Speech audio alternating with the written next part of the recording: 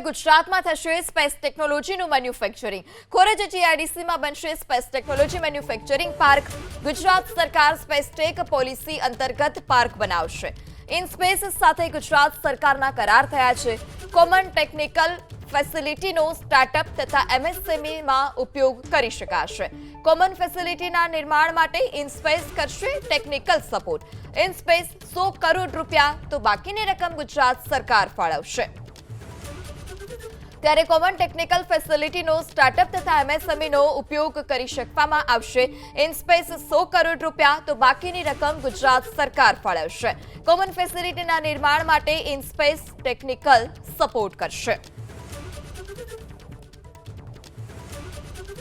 ત્યારે common technical ફેસિલિટીનો startup તથા એમએસએમઈનો ઉપયોગ કરી શકવામાં આવશે।